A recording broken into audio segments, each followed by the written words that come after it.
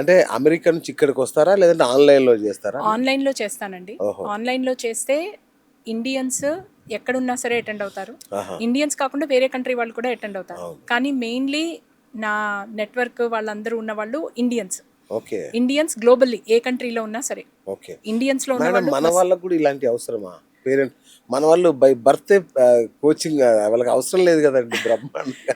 లేదండి. మన వాళ్ళకి యాక్చువల్లీ కోచింగ్ మన వాళ్ళకి మీరు అవసరం లేదు అన్నది కరెక్ట్. ఆ, కానీ ఎంతవరకు మన పేరెంట్స్ జనరేషన్ వరకు. అంతే. ఎందుకు అంటే అప్పుడు జాయింట్ ఫ్యామిలీస్ ఉండేవి. అవును. జాయింట్ ఫ్యామిలీస్ లేకపోయినా చుట్టుపక్కల నేబర్స్ అందరూ పిన్ని బాబాయ్ అలాంటి పిలుచుకుంటూ ఆంటీలు అంకుళ్ళు అమ్మమ్మ మన ఊరంతా చుట్టాలే కదా అప్పుడు. ఆ, కులాలు లేదు, మతాలు లేదు, అందరి బాబాయ్ పిన్నమ్మ. అంటే మన ఉన్న పెద్ద కుటుంబం కాకుండా ఊరంతా కుటుంబమే మనకి. అంతే. ఇప్పుడు మీ అబ్బాయికి ఏదైనా ప్రాబ్లం వచ్చింది అనుకోండి, మీరు ఇంట్లో చెప్పడానికి భయపడ్డాడు అనుకోండి, అవును. పక్కన వెళ్ళి ఇంకో నేబర్సో లేకపోతే చుట్టాల ఇంట్లోనో చెప్తాడు. అవును. వాళ్ళ తల్లిదండ్రులు నా కొడుకు అన్నట్టే అని చూసి వాళ్ళు సలహాలు ఇస్తారు. అవును. మీ నాన్న ఉద్దేశం ఇది కాదు. మీరు ఒకసారి కసురుకున్న ఏదైనా చేసిన మీ నాన్న ఉద్దేశం ఇది కాదు, పాప మీ నాన్న కష్టంలో ఉన్నాడు, వర్క్లో చాలా ప్రాబ్లంగా ఉంటుంది, నువ్వు అర్థం చేసుకోవాలి నాన్న అని. అది థెరపీ. Yes. బా. అందరూ పేరెంట్ కోచెసే అక్కడ. Okay. మన చుట్టూ వాళ్ళు ఉన్న ఊర్లో అందరూ it takes a village to raise a అంతే కిడ్ కదా. అంటారు. అవును. అందరూ కోచెసే చుట్టుపక్కల 100 రకాల కోచెస్. అవును. మనం వాళ్ళందరితో పెరిగాం. మనకు వచ్చేసరికి ఏమైందంటే న్యూక్లియర్ ఫ్యామిలీస్ అయిపోయాయి. మన పిల్లలకి రకరకాల వాళ్ళు ఉండట్లేదు. ఇప్పుడు మనం ఒకవేళ హైలీ అకాంప్లిష్డ్ ఉన్నారనుకోండి, మీరు ఒక ఇంటర్నేషనల్ స్కూల్లోనో పెద్ద స్కూల్లోనో పెడుతున్నారు. అవును. మీరు అక్కడికి వెళ్ళాలి అంటే ఆ దగ్గరున్న మంచి ప్లేసెస్లో ఉంటున్నారు. సోషియో ఎకనామిక్ డిఫరెన్స్ లేదు. అవును. అంటే వాళ్ళ ఫ్రెండ్స్ అందరూ సేమ్ కేటగిరీ సేమ్ లేదా కేటగిరీ, ఇంకొంచెం. అందరికీ డబ్బులు ఉన్నాయి, లేకపోతే మీకన్నా కొంచెం ఎక్కువ అవును. ఎక్కువ ఎక్కువ తక్కువలు ఎక్కువ లేవు. మనం అవును. పెరిగేటప్పుడు చాలా. ఏంటంటే అవును. అన్ని రకాలు ఉన్నాయి. అన్ని రకాలు ఉండడంతో మనం అన్ని రకాలు చూసాం. Yes. డబ్బులు ఎక్కువ ఉంటే ఎలా ఉంటాయి, మనలో లేకపోయినా పక్కవాడిని, మన చుట్టాలని, మన ఎవరినో ఒకళ్ళని చూసాం. ఇప్పుడు పిల్లలకి అది లేదు. వాళ్ళకి వ్యూ పాయింట్ అంతా మారిపోయింది. అవును. దాంతో ఏమవుతుందంటే ఎంటైటిల్డ్ అయిపోతున్నారు. అది వాళ్ళ మిస్టేక్ కాదు, మనం ప్రొవైడ్ చేసే ఎన్వైర్న్మెంట్ మిస్టేక్. ఓకే. ఎంటైటిల్మెంట్ తోటి ఏంటి, వాళ్ళకి యాపిల్ వాచ్ ఉంది, నాన్న నాకు యాపిల్ వాచ్ కావాలి. ఎస్. అదేంటి నాన్న, మా ఫ్రెండ్స్ అందరికీ యాపిల్ వాచ్ ఉంది, నాకెందుకు ఉండకూడదు? వాళ్ళందరికీ ఎక్స్బాక్స్ ఉంది, వాళ్ళందరికీ ప్లే స్టేషన్ ఉంది. అవును. ఆ కంపారిజన్ అయిపోతుంది. వాళ్ళందరూ వెకేషన్కి కంట్రీస్కి వెళ్ళిపోతున్నారు, మలేషియాకి వెళ్ళిపోతున్నారు, ఇక్కడికి వెళ్ళిపోతున్నారు. నాన్న మనం ఏంటి లోకల్లీ వెళ్తున్నామా, నేను ఇన్స్టాగ్రామ్లో ఏం ఫోటోలు పెట్టుకోవాలి? ఆ కంపారిజన్ తోటి వాళ్ళ వరల్డే మారిపోయింది. మన వరల్డ్ మారలేదు. మనం చిన్నప్పుడు more or less effluent families ఉన్నా సరే కొంచెం హంబుల్గా తగ్గి ఉండేవాళ్ళు. ఇప్పుడు అలా కాదు. మనం ఏంటంటే మన జనరేషన్ చాలా కష్టపడుతున్నాం. మన ఉద్దేశం మంచిదే, మన పిల్లలకి అన్ని సుఖాలు, మనకి లేనివన్నీ వాళ్ళకి అందించాలి. Yes, yes, yes. కానీ ఆ ప్రాసెస్లో మనం ఏం మర్చిపోతున్నాం అంటే మనకి విలువలు ఎలా వచ్చాయి, ఆ విలువలు వీళ్ళకి క్యారీ ఫార్వర్డ్ అవ్వట్లేదు. అవును. అది మనం ఇంకోటి ఏంటంటే పేరెంట్స్ ఏమనుకుంటున్నారు, నేను ఇంత కష్టపడి ఉద్యోగం చేసి వస్తున్నాను, నాకు నీతో ఇంత టైం కూర్చోడు. అప్పట్లో అవసరం లేకపోయేది. మన పేరెంట్స్, మన చుట్టాలందరూ, ఫ్రెండ్స్, నేబర్స్, ఊళ్ళో అందరి నుంచి మనం నేర్చుకున్నాం కాబట్టి వాళ్ళంత దోహదం చేయాల్సిన అవసరం లేదు. అవసరం ఉండేది కాదు. ఇప్పుడు మన మీద ఎక్స్ట్రా రెస్పాన్సిబిలిటీ ఉంది. ఎస్. ఎందుకంటే మనం బిజీ కాబట్టి మనం చుట్టాల ఇంట్లోకి ఎక్కువ వెళ్ళట్లేదు, కరెక్ట్. ఫ్రెండ్స్ ఇంటికి ఎక్కువ వెళ్ళట్లేదు, వాళ్ళు ఎక్కువ లైఫ్ని చూడట్లేదు. మ్యామ్, మీరు ఇంత అద్భుతంగా మాట్లాడుతున్నారు. గరికపాటి వారు మీకు ఏమైనా చుట్టాలా? అది చాలా మంది అడుగుతారు. అవునా? కాదు, కానీ ఏమన్నారంటే గరికపాటి ఎక్కడో ఆల్మోస్ట్ సిమిలర్ గా ఉంటుంది అంటారు. కానీ లేదండి, నాకు తెలిసిండి అయితే లేదు. అవునా? మామూలుగా మనం వింటుంటాం కదా, వివేకానందుడు తన 5వ ఏటనే ప్రారంభించాడు ఇట్లా. మీరు కూడా మీ 7వ ఏటనే ప్రారంభించారంటగా ఈ బోధనలు. మా అమ్మ, మా తాతగారు, మాది వేదిక్ ఫ్యామిలీ, మా తాతగారు వేదిక్ పండితుడు. అచ్చచ్చా. ఓకే. మా అమ్మ అక్కడ పుట్టింది కాబట్టి మా తాతగారి సైడ్ అందరూ కూడా లిటరరీ, అందరూ పిహెచ్డీలు, సాంస్క్రిట్లో పిహెచ్డీలు, లింగ్విస్ట్ అలాగా. అచ్చా. ఓకే. మా నాన్న సైడ్ అందరూ mathematics, physics, double mathematics professors, teachers అలాగా. సో నాకు వాళ్ళిద్దరి దగ్గర నుంచి బెస్ట్ ఆఫ్ బర్త్ వరల్డ్స్ వచ్చిందనమాట.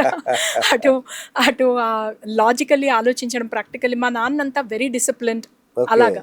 ఓకే. మా తాతగారు ఊరు సమ్మర్లో వెళ్ళినప్పుడల్లా మా తాతగారు అరుగు మీద కూర్చోపెట్టి, వాళ్ళు మునిఖండ అగ్రహారం అమలాపురం దగ్గర, అది ఒక గురుకులంలో ఉండేది మా అమ్మమ్మ వాళ్ళ ఇల్లు. అచ్చా. అక్కడ కూర్చోపెట్టి ఆయన శ్లోకాలు చెప్పారు అంటే ఇంకా రెండోసారికి మీకు వచ్చేయాలి, ఇంకా అది ఇంకా మర్చిపోరు లైఫ్లో.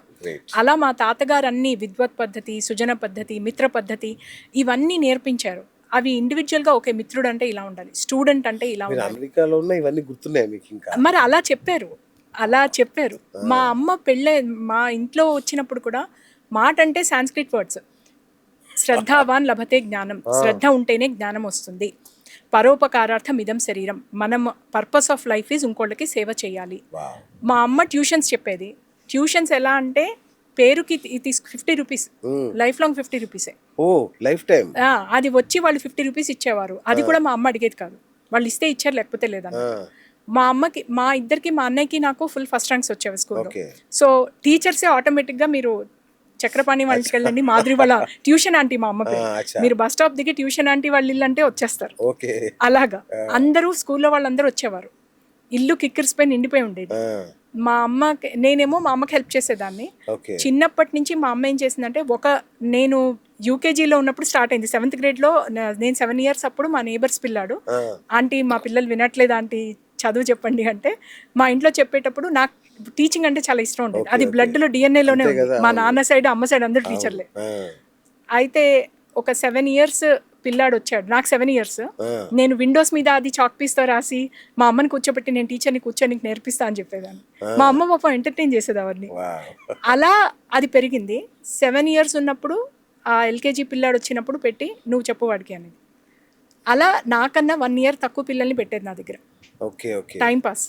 అలా స్టార్ట్ అయింది. నేను 16 yearsకి వచ్చి ట్యూషన్స్ చెప్పానండి. ఐఐటి కోచింగ్కి వాళ్ళు ఒకళ్ళకి చెప్పాను. బిఎస్సికి 3 ఏళ్ళు, అమ్మాయి 3 ఏళ్ళు ఫెయిల్ అయిపోయింది. వాళ్ళ అమ్మాయి వచ్చి maths, physics, chemistry 3 subjects fail. వాళ్ళ అమ్మ వచ్చి సప్లిమెంటరీలు ప్లస్ మెయిన్ది అన్నీ కావాలి ఆంటీ, ఆమెకి ఇంట్రెస్ట్ లేకపోతే ఎందుకు పెట్టారంటీ అంటే, ఇంజనీరింగ్ సంబంధం ఎలా వస్తుందమ్మా, అందుకని బిఎస్సి చదవాలి, బిఏ చదివితే ఇంజనీరింగ్ సంబంధం రాదు. అప్పుడు నేను మాస్టర్స్ ఫినిష్ చేస్తున్నా ఓయూలో, ఫినిష్ చేయకుండానే నాకు జాబ్ వచ్చింది ఏడీపీ విల్కోలో. అది వర్క్ చేస్తూ అక్కడి నుంచి వచ్చి ఇచ్చేసి పొద్దున్న 4కి లేచి 4 to 7 ఆ పిల్లకి కోచింగ్ చెప్పాను, ట్యూషన్. 3 ఏళ్ళు పాస్ అయింది, పెళ్లి చేసుకుంది ఇంజనీర్ని. సో అలా నాకు చాలా అలవాటు అయిపోయింది. కాన్సెప్ట్ ఏంటి అంటే, చిన్నప్పటి నుంచి అకాడమికల్లీ నాకు ఈజీగా వచ్చేవి, చదువుకోవడం చాలా ఈజీగా వచ్చేసేవి. నేర్చుకున్నది అవగాహన చేసుకోవాలి, మనం నేర్చుకున్నది వేరే వాళ్ళకి నేర్పించాలి, ఆ ఫిలాసఫీ అయిపోయింది. తర్వాత ఐటీలో వర్క్ చేసినా ఏం చేసినా సరే, స్కూల్లో ఉన్నప్పుడు, కాలేజ్లో ఉన్నప్పుడు ఫ్రెండ్స్కి హెల్ప్ చేయడం, తర్వాత ఐటీలో ఉన్నా సరే, ఇంజనీరింగ్లో ఉన్నా పక్కన వాళ్ళకి హెల్ప్ చేయడం. నేను పోలీస్ డిపార్ట్మెంట్స్కి సాఫ్ట్వేర్ రాసేదాన్ని. సో ఎక్స్ సర్వీస్ మెన్ వీళ్ళందరూ చాలా వచ్చేవారు, కాప్స్. వాళ్ళకి ఏంటంటే ఇంజనీరింగ్ బ్యాక్గ్రౌండ్ లేదు, వాళ్ళకి టెక్నాలజీ ఎలా చెప్పడం, అలా అన్నిట్లలో ఏంటంటే ఒక మెంటార్ లాగా, కోచ్ లాగా నా లైఫ్ అండర్లైన్ ఏ పైన ఏం చేస్తున్నా సరే కింద బాటమ్ అది నడుస్తూనే ఉందన్నమాట. సో ఇంకా కోవిడ్ వచ్చిన తర్వాత ఇలా సెల్ఫ్ ఇంప్రూవ్మెంట్ అవన్నీ చేసి వర్క్షాప్స్ చేయడం మొదలెట్టాను. ఇవన్నీ చేసి ఎవ్రీ వీకెండ్ టాక్స్ ఇచ్చేదాన్ని, చాలా మంది రావడం మొదలెట్టారు, వర్క్షాప్స్ చేసేదాన్ని, చాలా ట్రాన్స్ఫర్మేషన్ వచ్చింది. సో ఇంకా August 2024లో క్విట్ చేసి ఐటీ వర్క్ ఫుల్ టైం దీనికి పెట్టేశాను అనమాట. సూపర్ అండి అసలు.